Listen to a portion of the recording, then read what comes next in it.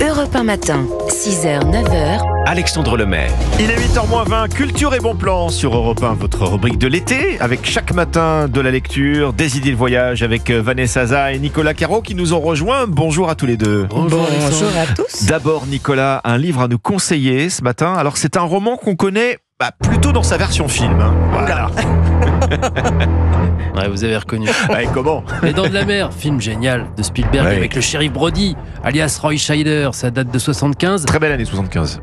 Absolument, c'est votre anniversaire. C'est une adaptation d'un roman paru l'année précédente, 74. Belle année aussi. Ouais. Jaws de Peter Benchley, ça fait donc 50 ans cette année. Voilà pourquoi Gallmeister le réédite avec une nouvelle traduction et dans un coffret cartonné magnifique.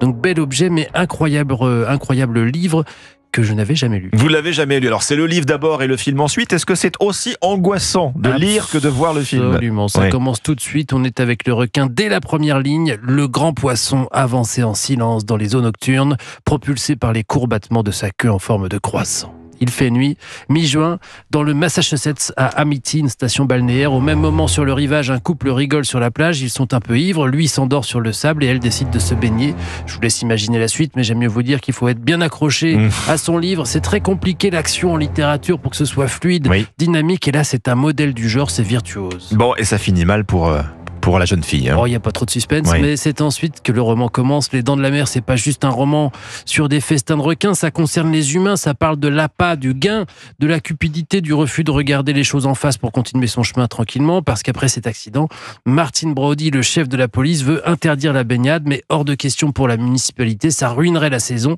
et le maire a quelques liens obscurs avec des bandits locaux. Après tout, bon, une attaque, mais 2, 3, la liste s'allonge jusqu'à quand, et on retrouve Quint, le chasseur de requins, et Hooper, le scientifique spécialiste des requins à la poursuite du monstre. Le film a été un succès immense, mais le roman aussi. 20 millions d'exemplaires dans le monde. Et donc, le revoilà avec une nouvelle traduction signée Alexis Nolan. C'est donc Jaws en anglais, en français Les Dents de la Mer, bien sûr, de Peter Benchley. Merci Nicolas. Alors, à pas lire juste avant la baignade, peut-être, hein ? Après, il y a des pervers. C'est à chacun de voir. Ça donne envie de revoir le film, en tout cas, et de lire le livre, bien sûr. Vanessa, je me tourne à présent vers vous.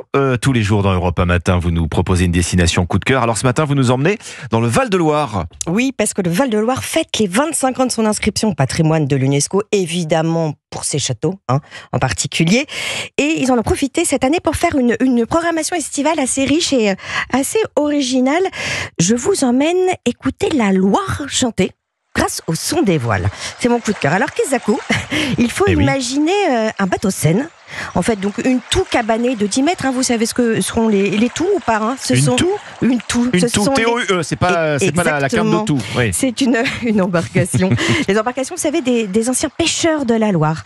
Et alors, cette toux, elle scintille comme un poisson, pas un requin, mais un poisson. Elle est recouverte d'écailles, mais pas n'importe lesquelles. En fait, elle raconte une histoire, ces écailles, puisqu'elles ont été confectionnées à partir de plaques d'aluminium, celles des rotatives de la Nouvelle République, vous savez, le quotidien régional. Les grosses machines à imprimer, en fait. Tout à fait. Et donc, elle transporte des mots, la culture locale aussi. Donc, c'est très symbolique, parce que là, on va être dans la culture locale, le patrimoine, la nature.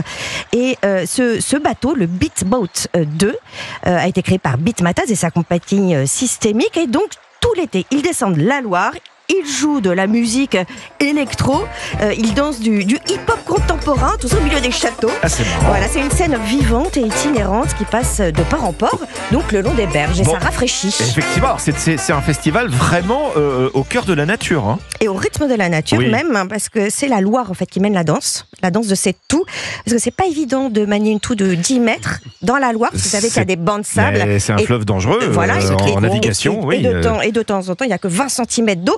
Donc, il faut savoir piquer la bourde. La bourde, est-ce que vous savez ce que c'est ? C'est ce grand bâton de 4 mètres qu'on enfonce pour guider. Une longue perche, voilà. C'est pas si évident que ça. Et ce dialogue, il va beaucoup plus loin. Vous allez avoir une idée de ça à Tours ce soir au Pont Wilson, pendant le festival de la Guinguette, parce que là, c'est de la musique engagée et sensible. Il ne faut pas déranger les sternes de la Loire. Ce n'est pas de la musique donc amplifiée, les amis. Bon, il y en a pour tous les goûts.